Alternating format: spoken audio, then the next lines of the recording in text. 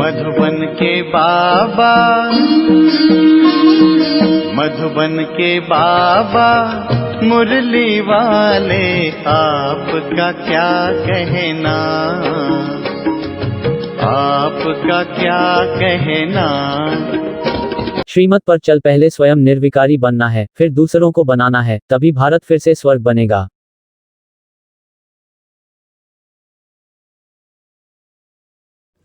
ओम शांति। आज का सुविचार। आज हम इस विचार पर विचार करेंगे। शांत स्वभाव वाले व्यक्ति को मूर्ख बनाना असंभव है। ओम शांति। बाबा कहते, मीठे बच्चे, ये 27-10-20 के महावाक्य हैं। मीठे बच्चे, भिन्न भिन्न युक्तियाँ सामने रख याद की यात्रा पर रहो। इस पुरानी दुनिया को भूल अपने स्वीट होम और नई दुनिया को याद करो।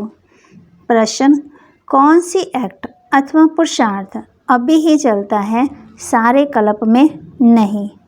याद की यात्रा में रह आत्मा को पावन बनाने का पुरुषार्थ, सारी दुनिया को पति से पावन बनाने की एक्ट सारे कल्प में सिर्फ इसी संगम पर, संगम समय पर चलती है। ये एक्ट हर कल्प रिपीट होती है। तुम बच्चे इस अनादि अविनाशी ड्रामा के वंडरफुल राज को समझते हो। ओम शांति।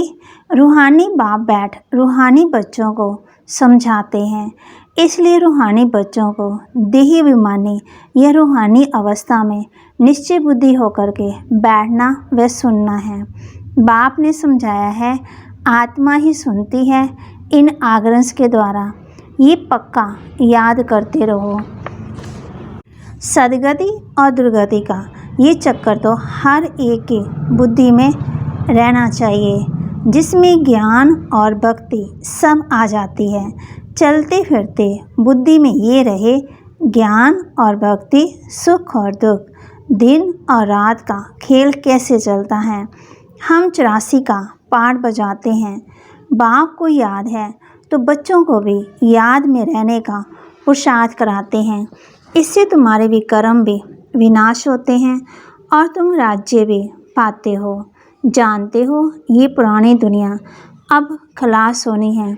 जैसे कोई पुराना मकान होता है और नया बनाते हैं तो अंदर में निश्चय रहता है, अभी हम नए मकान में जाएंगे। फिर मकान बनने में कभी वर्ष 2 वर्ष लग जाते हैं। जैसे नई दिल्ली में गवर्नमेंट हाउस आदि बनती हैं तो ज़रूर गवर्नमेंट कहेगी हम ट्रांसफ़र हो नई दिल्ली में जाएंगे। तुम बच्चे जानते हो, ये सारी बेहद की दुनिया पुरानी है, अब जाना है नई दुनिया में।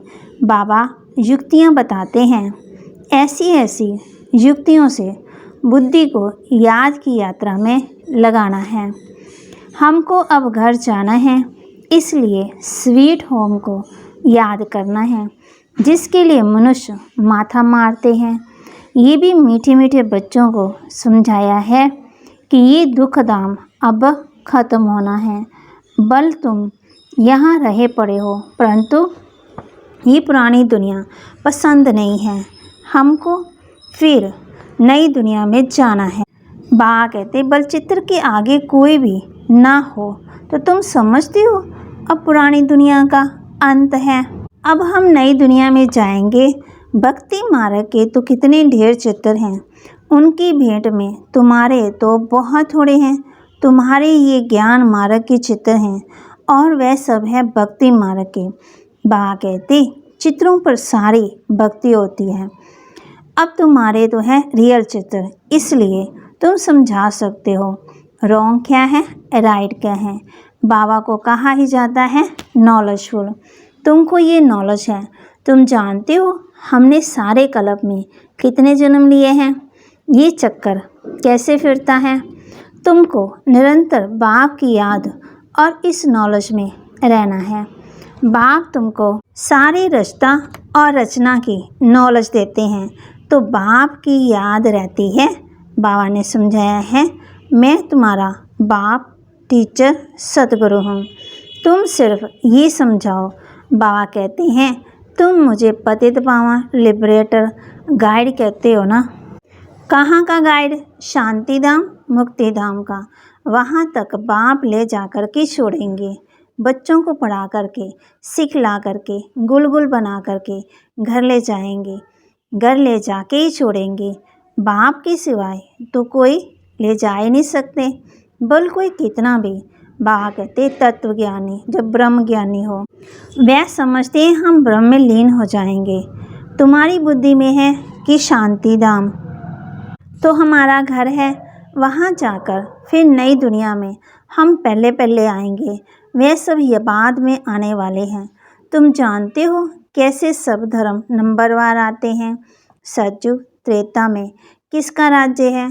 उन्हों का धर्मशास्त्र क्या है? सूर्यवंशी चंद्रवंशी का तो एक ही शास्त्र है ना, परंतु वह गीता कोई रियल नहीं है, क्योंकि तुमको जो ज्ञान मिलता है वह तो यहाँ ही खत्म हो जाता है, वहाँ कोई शास्त्र नहीं है। द्वापर से जो धर्म आते हैं उन्हों के शास्त्र कायम हैं, चले आ रहे हैं। अब फिर एक धर्म की स्थापना होती है तो बाकी सब विनाश हो जाने हैं। कहते रहते हैं एक राज्य, एक धर्म, एक भाषा, एक मत हो, वह तो एक द्वारा ही स्थापन हो सकता है। तुम बच्चों की बुद्धि में सतयुग से लेकर कलयुग अंत तक सारा ज्ञान है। बाप कहते हैं अब पावन बनने के लिए पुरुषार्थ करो। आधा कल्प लगा है तुमको पतित बनने में, वास्तव में सारा कल्प ही कहें। ये याद की यात्रा तो तुम अब भी सीखते हो, वहाँ ये है ही नहीं है। देवते पति से पावन होने का पुरुषार्थ नहीं करते, वह पहले राजयुग सीख यहाँ से पावन बन हो जाते हैं। उसको कहा जाता है सुखधाम। तुम जानते हो सारे कल्प में सिर्फ अब ही हम याद की यात्रा का पुरुषार्थ करते हैं। फिर यही पुरुषार्थ अथवा जो एक्ट चलती है पति दुनिया को पावन बनाने के लिए, ये कल्प के बाद रिपीट होगी। चक्कर तो जरूर लगाएंगे ना। तुम्हारी बुद्धि में ये सब बातें हैं कि ये नाटक है। सभी आत्माएं पाठधारी हैं जिसमें अविनाशी पाठ भरा हुआ है। जैसे वे ड्रामा चलता रहता है, परंतु वह फिल्म घिसकर पुरानी हो जाती है। ये है अविनाशी। ये भी वंडर है। कितनी छोटी आत्मा में सारा पाठ भरा हुआ है। बाप तुम्हें कितनी गुहे महीन बातें समझाते हैं। अब भी कोई भी सुनते हैं तो कहते हैं ये तो बड़ी वंडरफुल बातें समझाते हैं। आत्मा क्या है वह अभी समझा है। शरीर को तो सब समझते हैं। डॉक्टर लोग तो मनुष्य के हार्ट को भी निकाल कर बाहर रखते हैं, फिर डाल देते हैं, परंतु आत्मा का किसी को पता ही नहीं है। आत्मा पति से पावन कैसे बनती है भी कोई नहीं जानते। पतित आत्मा, पावन आत्मा, महान आत्मा कहते हैं ना, सब पुकारते भी हैं कि हे पतित पावन आकर के मुझे पावन बनाओ, परंतु आत्मा कैसे पावन बनेगी? उसके लिए चाहिए अविनाशी सर्जन। आत्मा कैसे पावन बनेगी? उसके लिए चाहिए अविनाशी सर्जन। आत्मा पुकारती उसको है जो जन्म मरण का चक्कर से रहित है। आत्मा को पवित्र बनाने की दवाई उनके ही पास है। तो तुम बच्चों को खुशी में रोमांच खड़े हो जाने चाहिए।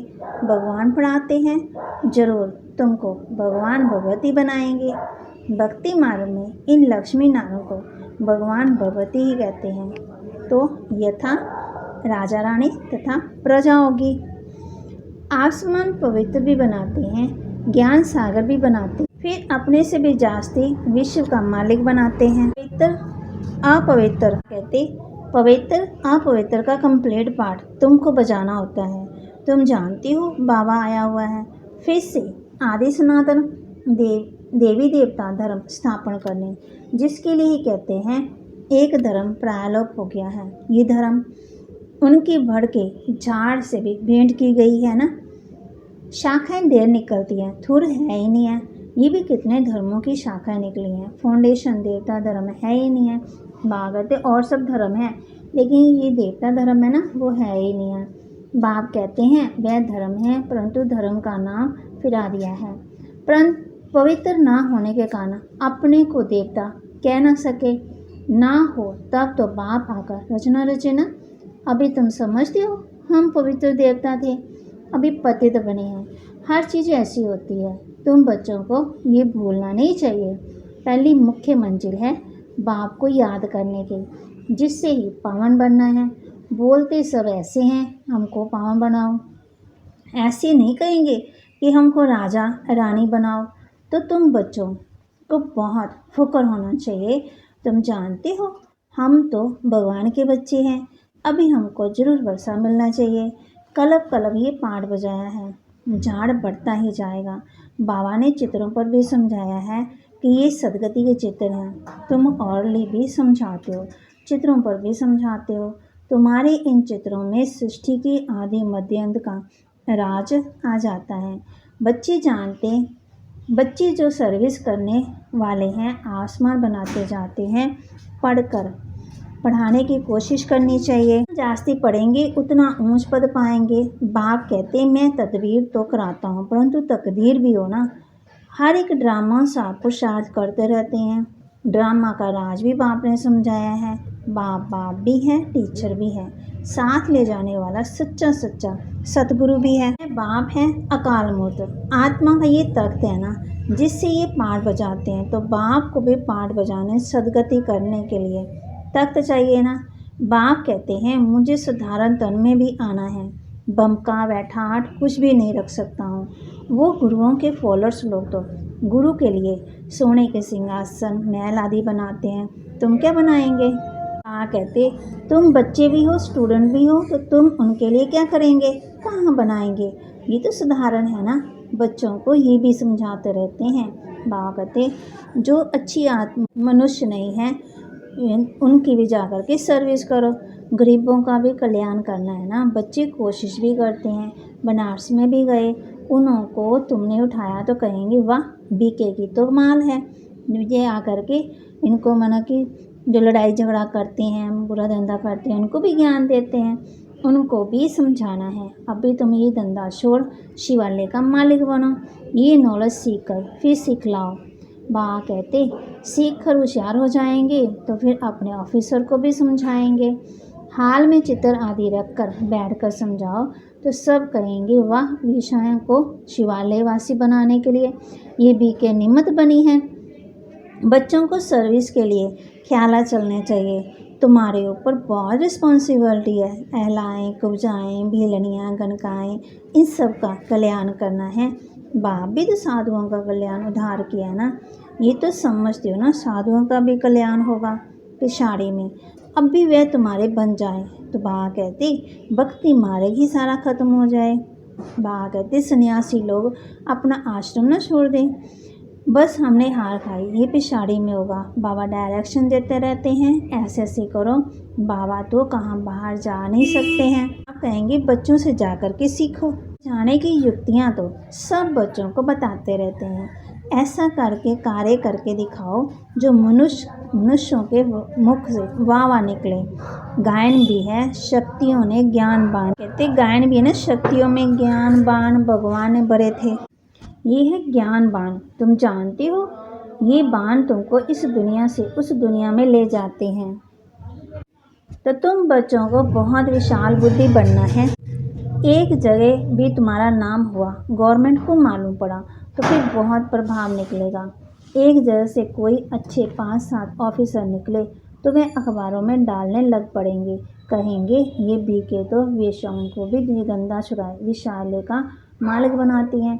बहुत वाह निकलेगी, धन आदि सब वह ले आएंगे। तुम धन क्या करेंगे, तुम बड़े बड़े सेंटर खोलेंगे, पैसे से चित्र आदि बनाने के बाद वो जो सेवा में लगाना है ना, तो उसका सबका कल्याण हो जाएगा। इन पर बहुत आशिक होंगे, दिल में चाहना होनी चाहिए मनुष्य को देवता कैसे बनाए। ये तो जानते हो ना, जिन्होंने कल पहले लिया वही लेंगे। इतना धन आदि सब कुछ छोड़ दे, मेहनत है। बाबा ने बताया हमारा अपना घर घाट मित्र संबंधी आदि कुछ भी नहीं, हमको क्या याद पड़ेगा सिवाय बाप के, और तुम बच्चों के कुछ नहीं है। सब कुछ एक्सचेंज कर दिया, बाकी बुद्धि कहाँ जाएगी। आपको रथ दिया है जैसे तुम वैसे हम पढ़ रहे हैं, सिर्फ रथ बाबा का लोन पर दिया है। तुम जानते हो हम पुरुषार्थ कर रहे हैं सूर्यवंशी घराने में पहले पहले आने के लिए। ये है नर से नारायण बनने की कथा। तीसरा नेत्र आत्मा को मिलता है। हम आत्मा बढ़कर नौलख सुन देवता बन रहे हैं, फिर सो राजाओं का राजा बनेंगे। शिव बाबा कहते मैं तुमको डबल सिरताज बनाता हूँ। तुम्हारी अब भी कितनी बुद्धि खुल गई है। ड्रामा सर्कल अब पहले माफी, अब याद की यात्रा में रहना है। सृष्टि चक्कर को भी याद करना है। पुरानी दुनिया को बुद्धि से भूलना है। अच्छा मीठे मीठे सीखी लदे बच्चों प्रति माता पिता बाप दादा का याद प्यार और गुड मॉर्निंग। रूहानी बाप के रूहानी बच्चों को नमस्ते। रूहानी बच्चों की रूहानी बाप दादा को नमस्ते। ओम शांति। धारणा के लिए मुख्य सार बुद्धि में रहे अब हमारे लिए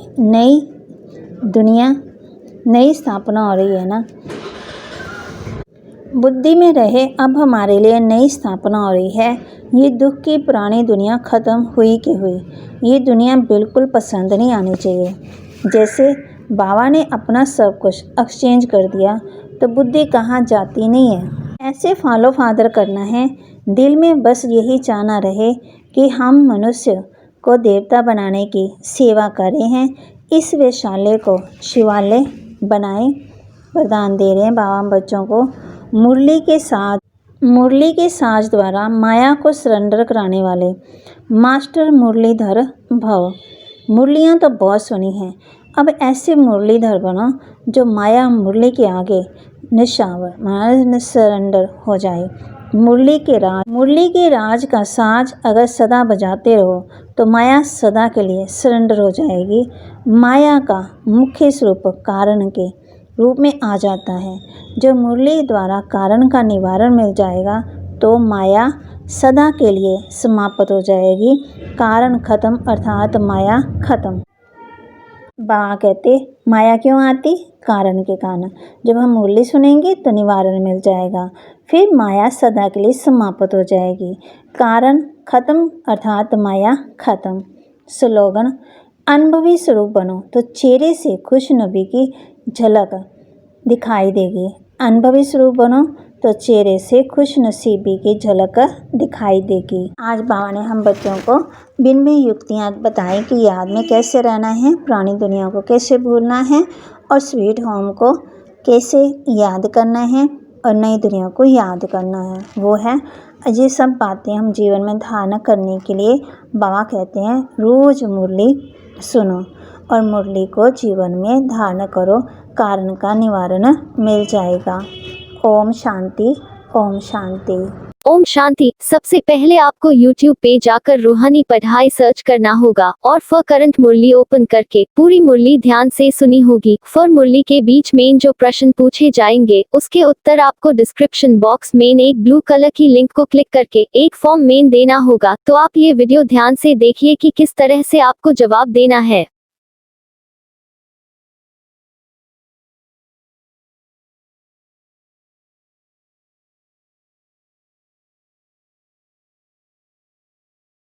जैसे ही ये फॉर्म ओपन होता है आप फॉर्म को ऊपर करके नीचे प्रश्नों तक पहुंच जाइए। फिर जो भी प्रश्न आपको दिख रहे हैं उसकी सही जवाब दें। जैसे कि मुरली के आंसर, आपकी फोन नंबर, आपका नाम और फॉर्म फिल करने के बाद सबमिट बटन पर क्लिक करें। ओम शांति।